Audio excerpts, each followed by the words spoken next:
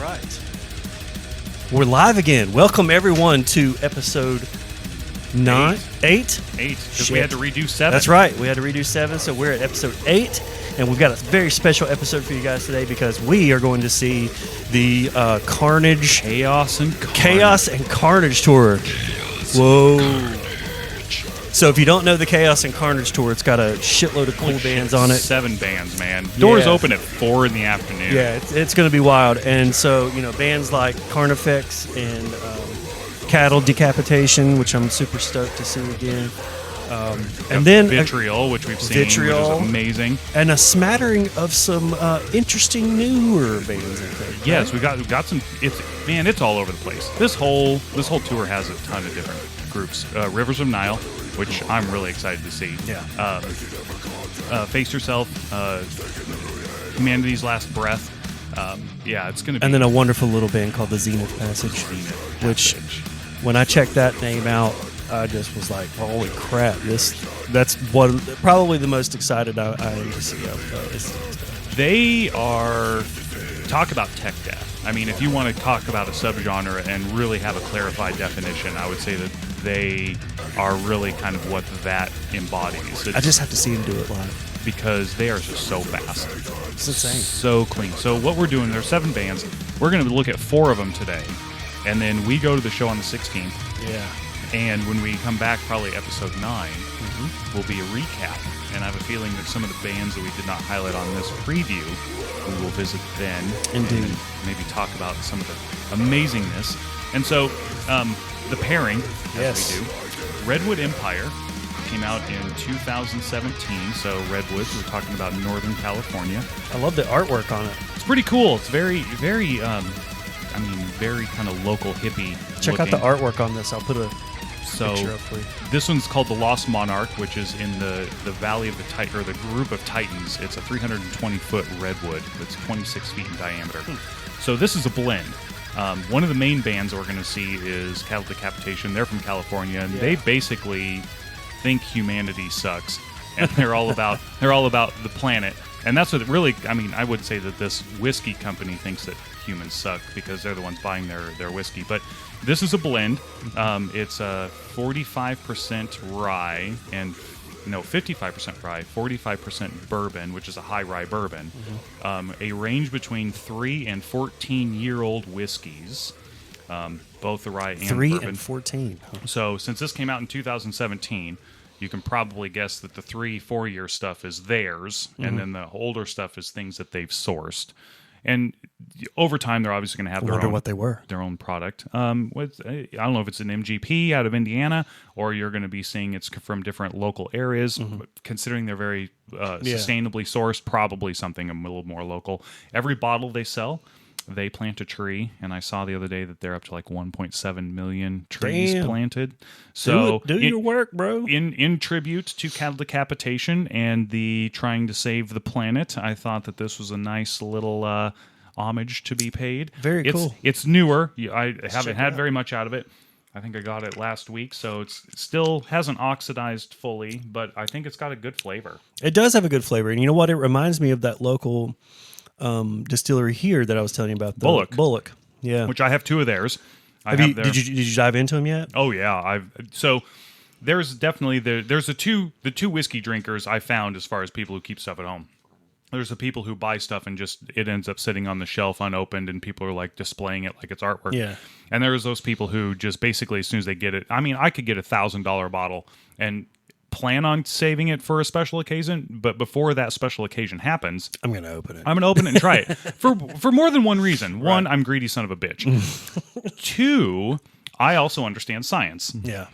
A unopened neck pour is going to taste completely different than an oxidized, experienced. And you mean what's right in the top? So when you open up a brand new bottle, it's going to taste different than when it gets down here because of the oxygen, air, and that's why you'll see a lot of people do this, swish it around. I don't ever pour a brand new, and I'd never drink it right off the bat. I let it sit for anywhere between 15 and 30 minutes, and I'll go by and randomly swish it around.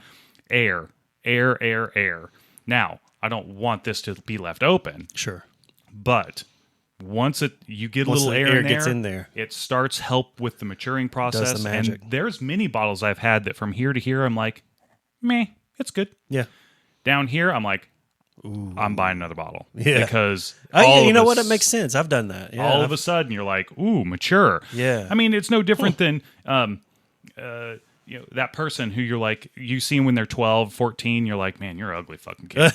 And then you see them when they're 26, you're like, damn, what happened to you? The puberty charm really worked on you. So puberty charm Same when deal. it comes to whiskey. So this is a little newer, but I'm already liking, this is It the tastes second great. pour. It's really good. Yeah, it's got a really, really nice flavor, and there's some really cool stories on the back. I was kind of looking through. Take your time to read those. I always like to read those stories. But let's get right into this metal madness. Yes. And the first song that I have picked out for this one, actually, you chose these songs, but I got the order, and I just want to start straight up with the Zenith Passage. Cool. Like, What, this- Lexicontagion, I believe? yeah, Lexicontagion, and this band just blew my mind.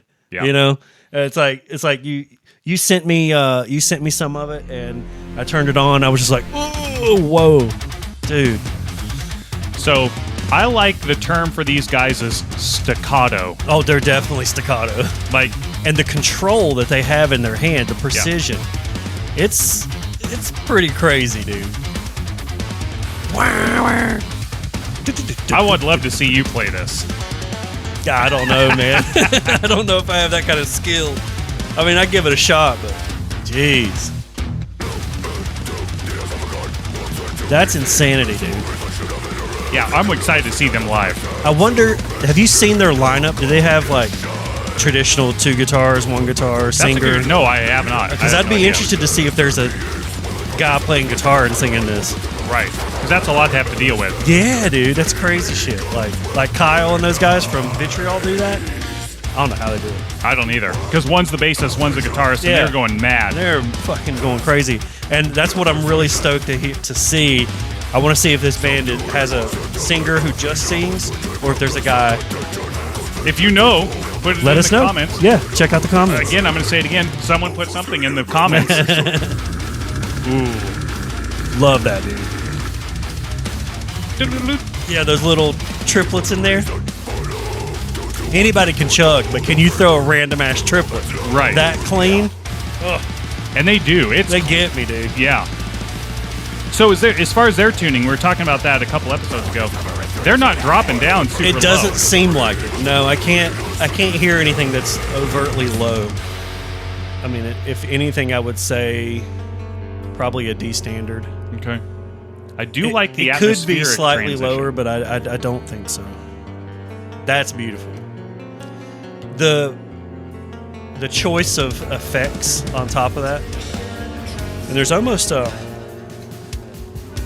that's got a phaser on it. The vocals has a phaser. Okay. I love that you can just hear. I know what they are. Yeah. the things. Yeah, there's a lot of reverb, phaser, echo.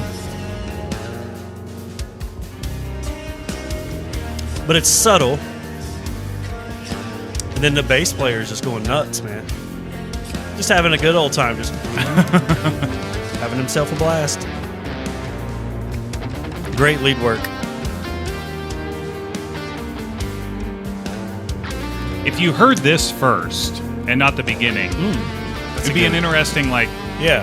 what's happening here? This could be something I would listen to at a coffee shop. You know what I'm saying? This is lounge music. You and I haven't.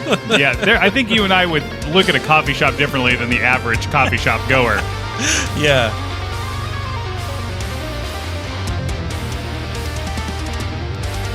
I mean, just bringing it back slowly.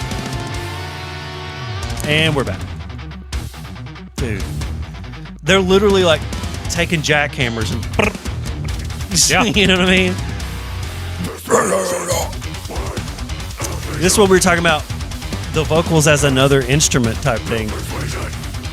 They're almost like filling the void where the guitars stop. You know? In spaces. Sounds like there's more than one vocalist, or they're doing layered vocals. Well, it's on definitely layered here, but I'm excited to see what they do live, dude. That is just incredible tunes. Yeah. 3 minutes and 40 seconds of just some wild shit, man. Well, and they do get in some of the longer ones. I mean, there's some tracks. Some of my favorite tracks of theirs are 6-7 minutes long.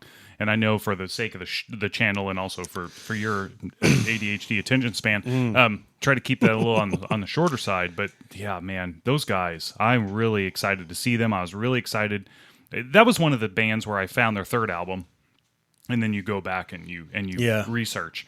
And they have 3 albums, and I think the first one came out like 2017 or something like that. And I've been really pleasantly surprised. I'm stoked about it. Love them, for sure. Well, let's check out Hollow from Rivers of Neil. Some of you guys may have heard of this, and I think this record came out a little while ago, right? Yeah, this is not their newest album. Their newest album came out... well, they just released a single a couple weeks ago. They've had like 3 singles come out over the last year and a half. They did a compilation with Fit for an Autopsy and Malevolence, where each band put out 2 songs. So it was a 6-song EP. Yeah, this album.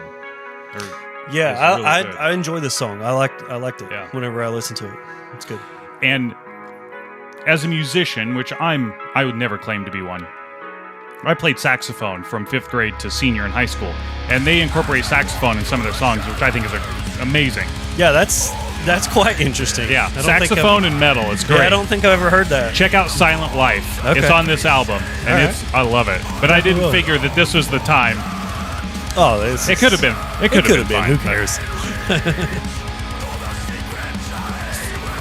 So, as a good intro to this band, if they haven't listened to it, would this be a track that you would recommend? Or I think this gives you a pretty solid essence, and that's what I went for. Their more recent album has a lot more cleans in it. Mm-hmm. It's a lot more subdued, and I think it got a lot of hate from the traditionalists.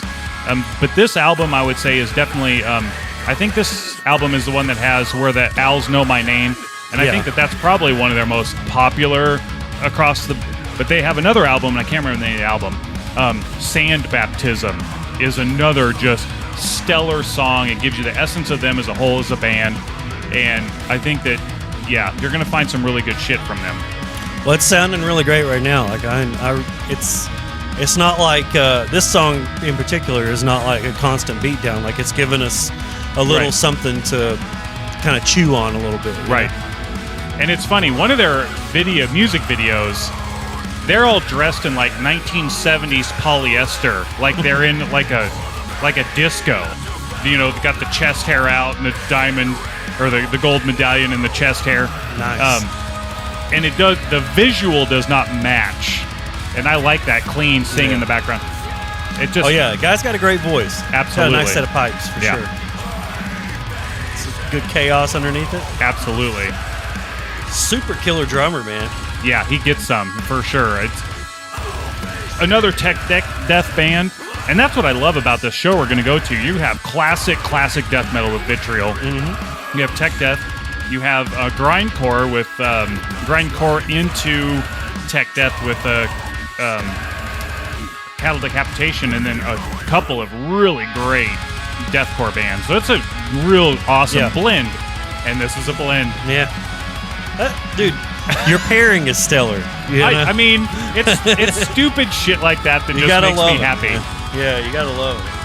But I remember when I recommended Rivers to you when we worked together, and you said that there was an album. I can't remember which album you said, but you listened to it straight for like a week. Yeah. Yeah, I don't remember what that record was either, but I remember doing that. Yeah. It was a good time. I'll have to go back and find it. But they have, I think you were talking about that full time. Albums. At that time, I think you were talking about a lot about Rivers and Rings of Saturn. Rings of Saturn and Infant Annihilator were the 3 that I was really into at the time. Yeah. I always remember the time at the desk when people were like, "What kind of music do you like, Adam?" And you turn on. This guy turns on Infant Annihilator, and he's like, "Superb." And the song was "Unholy Grave Birth." If you're interested, it's a super. And I'm just standing there. I'm just like, yeah, this is awesome. Because everybody's mind was fucking blown, bro. Because the beginning is real, like, ominous. I'm going to put that song. It's on one of my preps for our show. It's a song that we're going to play. But they're insane. Yeah. So they're doing their albums in triplets. We'll talk about that when we show them on the show. But Yeah. What a set of pipes on that guy. Man. I'll be interested Love it. to see. Do you know anything about them? Do they have like just a singer or? So there has been, since this album, there's definitely been some shift in band members. I believe that the lead singer is just the lead singer. At least they used to be.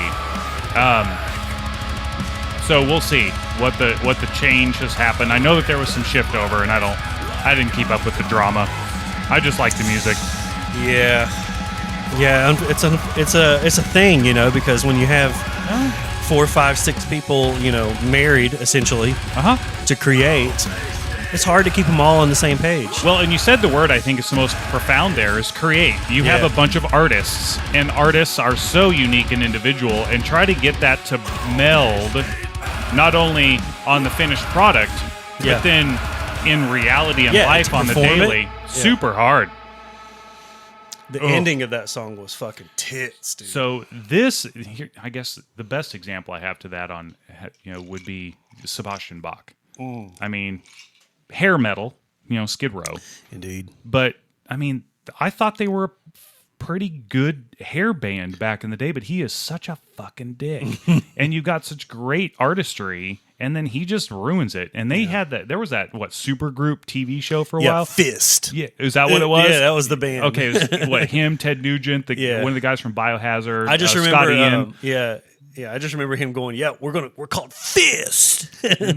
And he was what made that douche. show suck. And also awesome at the same time because it was super dramatic. And the thing is that it's kind of like an Axl Rose type thing. Like, they're incredible frontmen. Like, their voices and shit are amazing. But, like, not that I'm a huge Axl Rose fan.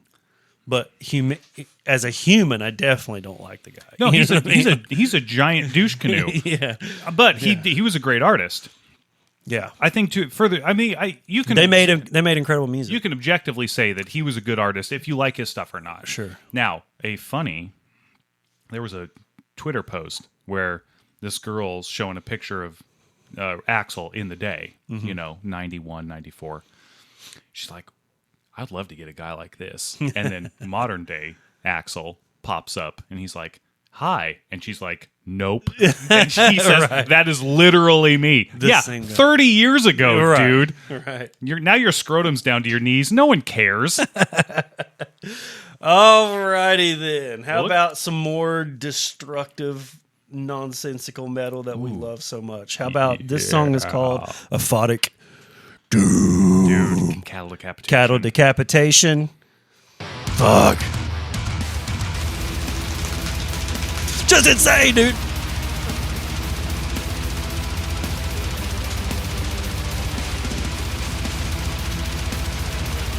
Did you catch that? Yeah. Little cymbal thing there. The production on this record is fucking perfect. Absolutely. The whole thing. And the album before it, Death Atlas, also the same. They're insanity, dude. Just when I saw these guys were coming, I didn't give a shit what was happening. I didn't care who was coming either. I was like, dude, we got to go. We're going. And then I saw the lineup, and I was like, oh my God. Yeah. They're calling this the heaviest lineup of the year. I mean, I believe it. Well, absolutely. Yeah. Well, between just these two and Vitriol alone makes this probably the heaviest lineup you're going to see, period. Oh, I can't wait. But is it Randy Travis or Travis Ryan? Travis Ryan, I think. When you have two first name, it fucks me up. Randy Travis.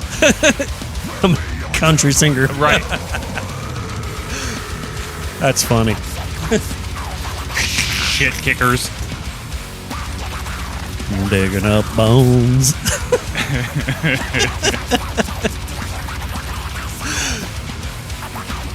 Dude, killer.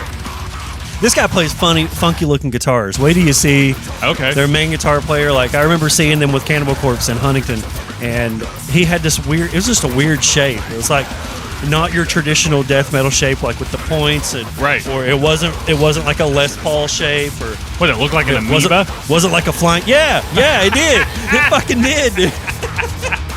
It does. It's like round and like brown colored. I don't know. Huh. Maybe he's got something different now. That was about 10 years ago. But Jesus, it was a That's weird looking guitar. hilarious. Man. It was like a fucking violin. You remembered it though. Yeah. Oh, I can't forget it. Yeah, it's burned in my mind. It almost looked like a bean, Look like a bean. like a fucking kidney bean.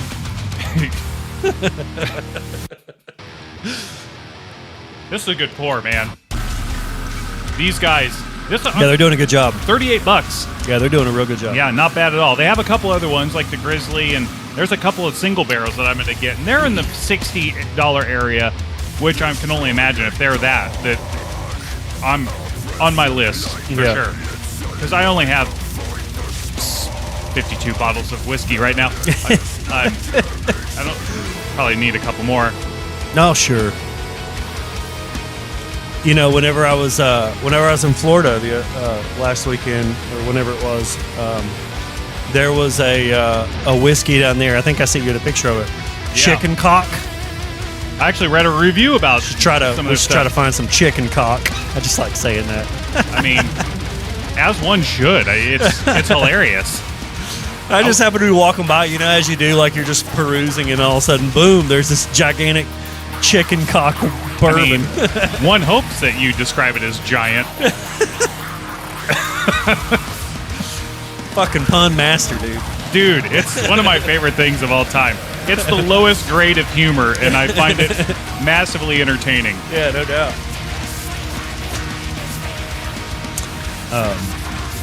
So yeah, good times. Man, these guys, dude, I'm just So beyond cool. excited. Yep. So we probably just his range on his voice too. He doesn't sound like it, but his ability to jump levels, it reminds me of King Diamond. I see what you're saying. Yeah. Because he can go from that really low to that the high, back and forth shit. which is, I mean, and I loved King Diamond back in the day. Merciful Fate, holy shit! Just it again, it tripped people out. Yep. But he doesn't sound like him. It just has that reminder to me. Sure, I understand. He's just I'm beyond excited to see those guys. Now that was kick ass. So the next track we're going to get into is by the band Carnage. And honestly, I got to be honest with you, man. I haven't listened to a single note of a Carnage song before. They have about 7 or 8 albums ish. That's a lot. They've been out for a long time. They were part of the original MySpace deathcore scene. Interesting. And the song that we chose, I think, Heaven and Hell. Yeah, and it's called everything. Heaven and Hell All at Once. This is on their most recent album, I believe, which came out in 2023. I want to say it was last year. Well, I'm stoked to hear it because It's pretty good. the thing about it is I don't know what it was that I don't know why I avoided. It just wasn't.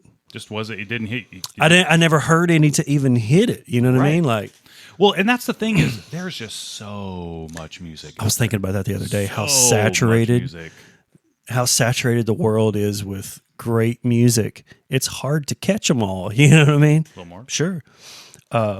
And you know, as an older, like when I was younger, I would go on the search for new music all the time. Mm-hmm. But I'm an old man now. You know, I'm going to be 41 tomorrow.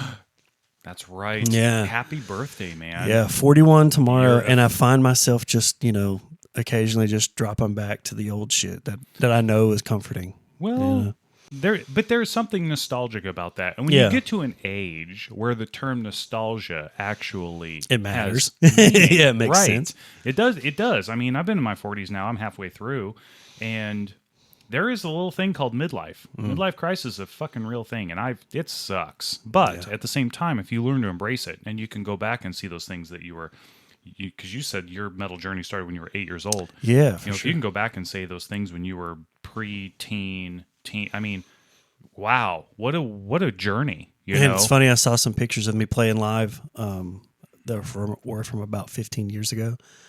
It's like, wow, man. It took me right back. I remember being on that stage and, like, you know, the whole bit, like the whole show. I remember everything about it. But it's cool. wild how that happens. Absolutely. All right. Heaven and Hell all at once. Let's kick some ass. I hope this rules. I hope so too. I want hope it you to like rule. Yeah, I wanted I'm surprised to you didn't check it out first, but I don't know why I At didn't. the same time, I'm not surprised. Yeah, I kind of like to wait Yeah. for some things. I mean, Ugh, definitely deathcore. that's a heavy one. Ooh, That's why I chose a song. okay. Is because I knew that the guitar. I like little nuances.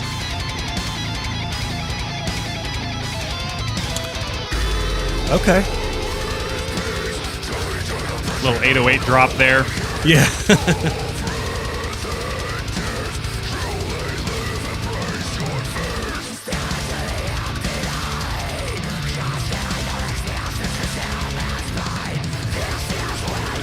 I like the difference in the drum techniques. Right there. This don't suck at all.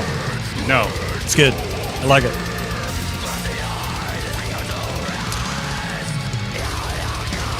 Again, knowing each other, learning each other. Yeah.